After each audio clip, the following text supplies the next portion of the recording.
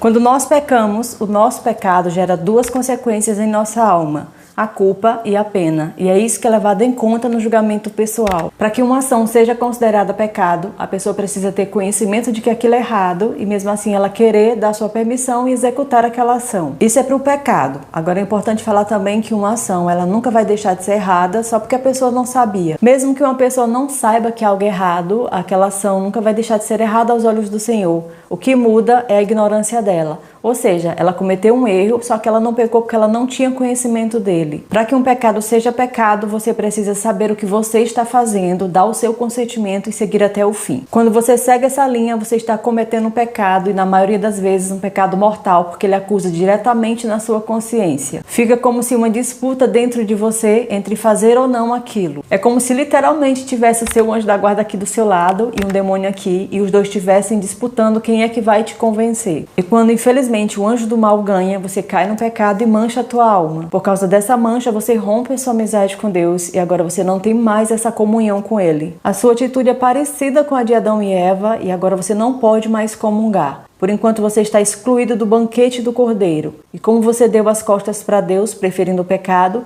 dificilmente a sua oração vai ser atendida, a não ser aquela oração de arrependimento. Isso acontece porque, diante da justiça divina, a sua alma é culpada e ela merece uma pena. E de acordo com a gravidade do teu pecado, essa pena ela pode te mandar para a eternidade do inferno ou passar um tempo no purgatório. Vai depender se você se arrependeu e procurou a confissão. Somente no confessionário é que a nossa culpa é perdoada, com exceção de alguns casos de última hora, que é quando uma alma pecadora, ela passou a vida toda no erro e em seu derradeiro momento, ela se arrepende e pede perdão. Isso acontece muito em acidentes e em pessoas que atentam contra a própria vida. Muitas vezes, como ela não tem a graça da confissão sacramental, até porque pode ser uma pessoa de outra religião, mas se ela se arrepende do pecado, Deus dá a graça da contrição sincera através do conhecimento de toda a verdade naquele momento. E aquela alma se salva, porém ela vai precisar passar muito tempo no purgatório. É o que Jesus contou para Santa Faustina. O Senhor contou para ela o que acontece durante a agonia. Ele vai dizer que quando chega a hora da pessoa deixar essa terra, os demônios se aproximam dela para fazê-la cair de uma vez por todas. Eles tentam a pessoa no desespero, e eles fazem isso passando na cara dela todos os pecados que ela cometeu. Enquanto isso, Deus também luta por aquela alma. Ele a encoraja, se revelando para ela como seu Deus e Pai de misericórdia. Mas, se mesmo assim ela insistir em seu erro, aquela é sua última decisão e então Deus respeita a sua vontade. Infelizmente, essa alma se perde porque ela acha que a miséria dela é maior do que a misericórdia que Deus está oferecendo. Mas quando acontece o contrário e aquela alma aceita o perdão, para que ela entre no purgatório, ela professa a mesma fé dos apóstolos e então finalmente entra na eternidade. Por isso é tão importante o sacramento da confissão.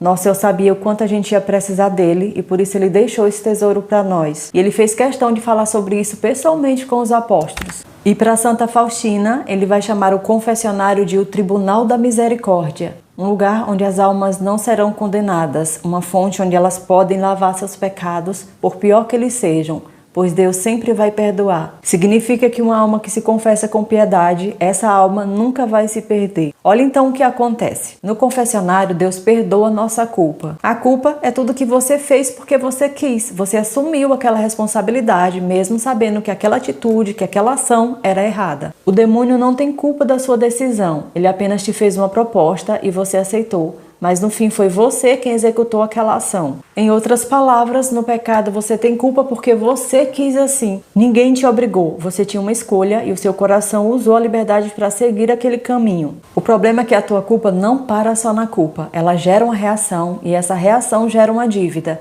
Por exemplo, digamos que você pegou o dinheiro de uma pessoa sem ela saber. Você foi lá, abriu a bolsa dela e pegou aquele dinheiro.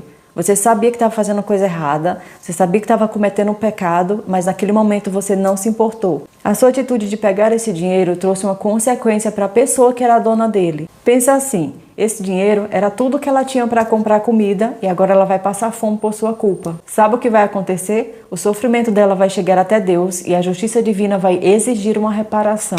O peso desse pecado vai somar cada lágrima que ela derramou por sua culpa, cada humilhação que ela passou, incluindo a fome, a tristeza e os maus pensamentos. Tudo isso gera uma dívida para a alma culpada pagar. E essa dívida, ela vai se tornar mais séria porque Deus, ele é muito sensível com o sofrimento que a gente causa nas outras pessoas. Quando a gente peca, a gente ofende a Deus, ofende a gente e ofende a pessoa prejudicada. E tudo isso vai exigir uma reparação. Em outras palavras, ninguém entra no céu sem quitar as dívidas. Eu vou chamar essa dívida de pena. Ela é a consequência do meu pecado. Nada mais justo. Eu errei e eu preciso satisfazer a justiça divina. Se for levantar falso testemunho, por exemplo, o nome de uma pessoa foi difamado e o culpado por causar mal a essa pessoa, ele não vai ficar impune. Se o culpado não pagar aqui na terra, ele vai pagar na prisão do purgatório, que é 1000 vezes pior. Aqui na terra, o Senhor tem 2 meios de fazer uma alma pagar por sua dívida. A forma direta, que é quando tem participação da pessoa e ela até procura por uma penitência. E a forma indireta, que é quando a pessoa ela não sabia disso e ela também não estava procurando e ela até se surpreende quando chega um problema.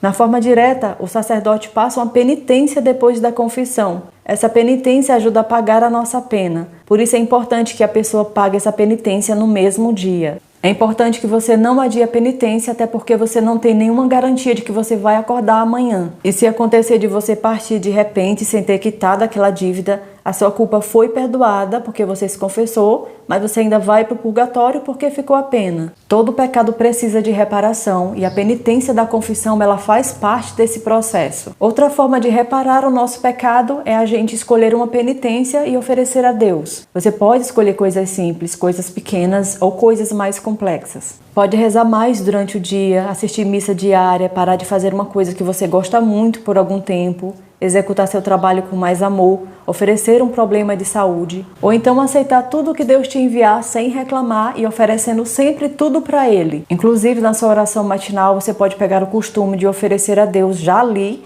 tudo que vai te acontecer naquele dia. Não importa se vai ser uma coisa boa ou uma coisa ruim, você vai oferecer a Deus. Ofereça pelos seus pecados, pelas almas do purgatório, pelas almas agonizantes e também pela igreja. Fazendo essa oferta, você está reparando o seu pecado e também fazendo obras de misericórdia, que é rezar pelos outros.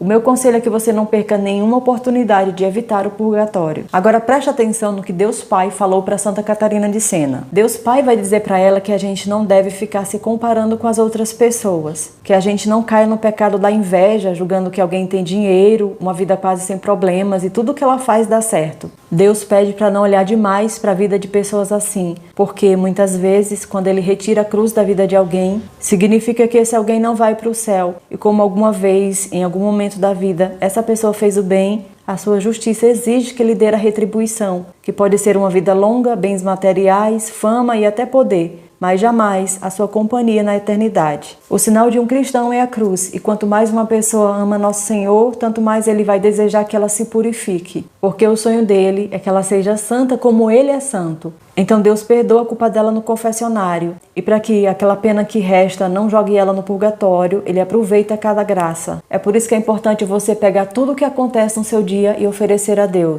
E quando você estiver lavando uma louça, você oferece aquela tarefa para Deus. Principalmente se for uma tarefa que você não gosta, você oferece pelo seu pecado. Se tiver que aturar uma pessoa difícil, então, oferece o seu esforço em tratar bem aquela pessoa que só sabe tirar sua paciência. O Senhor vai te mostrar que cada sacrifício que você fez foi o teu purgatório na terra. O outro meio de reparação acontece de forma mais indireta, que é quando Deus, para salvar uma alma, Ele decide por conta própria enviar sofrimentos para ela. Tendo em vista a salvação e sabendo o tanto de dívida que uma alma contraiu, o Senhor julga que será bom enviar uma cruz para ela. Essa cruz pode ser uma frustração, um problema financeiro, uma situação difícil que você vai ter que aturar por algum tempo e até mesmo uma situação delicada de saúde. É Deus quem vai julgar de acordo com a quantidade e a gravidade dos pecados. O Senhor faz isso para não perder aquele filho, então Ele o corrige antes que seja tarde demais. E feliz é a alma que essa correção acontece aqui na terra. Eu sei que muita gente não para pensar sobre isso, mas se você está enfrentando uma situação difícil, se você está passando por uma situação complicada, muitas vezes é Deus te mostrando o quanto Ele te ama. Isso soa estranho porque a gente tende a valorizar mais as alegrias do mundo, as conquistas do mundo, e quase nunca a gente olha para as coisas do céu. Mas Deus olha a gente de dentro para fora, ou seja, primeiro Ele pensa na alma e depois na necessidade da carne. Se para te salvar você precisa passar por uma noite escura, não tenha dúvida de que Ele vai permitir essa prova. No Horto das Oliveiras, Jesus pediu ao Pai para afastar dele aquele cálice. Mas Deus não atendeu a esse pedido do filho, porque era aquele cálice que salvaria os outros filhos. Assim, mesmo com o coração sangrando, o pai foi até o fim. É isso que Deus faz para salvar a tua alma. Ele não mede esforço. Ele é justo e misericordioso na medida certa. Aliás, até a sua justiça é misericórdia, porque Ele nunca vai permitir uma cruz, por mais justa que ela seja, insuportável de carregar. Ele nunca vai permitir uma cruz mais pesada que o pecado que a gerou. Quer dizer que a justiça é na medida da pena. Quer dizer também que até a justiça é uma demonstração de misericórdia, considerando que Deus dá a segunda obra de cada um. É por isso que na eternidade existe hierarquia. Ninguém vai para um lugar que não merece e ninguém paga mais do que a justa dívida. E quando você entender isso, que Deus te olha como você é e não como você pensa, você vai confiar mais nele. E aí você aprende que tudo que Deus te manda é para o teu bem. E se você souber aproveitar essa graça, você vai se tornar uma pessoa mais forte. Foi isso que os santos fizeram. Essa é a riqueza deles. Eis o tesouro das almas enquanto elas vivem aqui na terra. Aproveitar cada instante para ficar com Deus. E o que no começo era para reparar pecado, aos poucos, como o Espírito Santo vai trabalhando na alma, ela vai parando de cometer pecados mortais. E agora o sacrifício dela se torna uma fonte de intercessão.